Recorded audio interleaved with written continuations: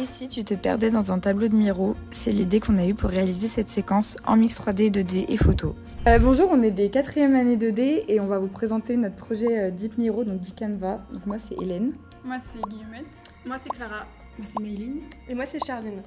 Donc en fait ce projet c'est un exercice qui a été donné à tous les élèves de 4e année de la promo animation 2D où en fait on devait reprendre une scène de Tarzan qui a été faite avec la 3D pour l'environnement où ils sont venus texturer par-dessus pour donner un effet 2D à la 3D et où ils ont animé Tarzan par-dessus en 2D traditionnel.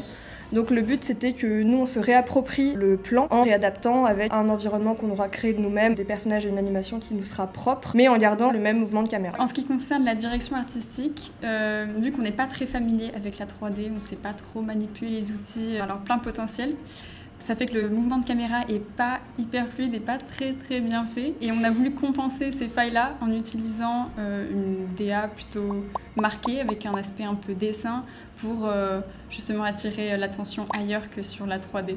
On s'est inspiré d'un tableau de Johan Miro qui s'appelle Carnaval d'Arlequin. Carnaval d'Arlequin. Alors du coup le projet il s'est déroulé en 3 semaines. Donc la première semaine c'était de la modélisation, donc on a modélisé les assets du musée. La deuxième semaine c'était des textures, donc c'est le moment où on a essayé de créer des effets justement peinture. Tout ça on l'a fait sur Substance.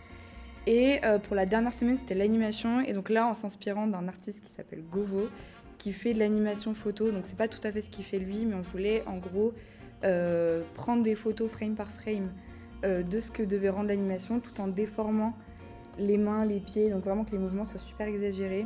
On a d'abord fait l'animation sur Toon Boom Harmony et après, frame par frame, donc image par image, on a mis ça dans Photoshop et on a réinséré des photos et on les a déformées en fonction. C'est super long, mais en fait, ça nous a aussi évité toute l'étape de clean, de colo. Donc c'était un temps utilisé différemment. Et donc on a fait une super séance photo très marrante avec des positions un peu particulières. Et après, quand on a tout mis bout à bout, ça marchait, ça faisait un résultat assez original, créatif.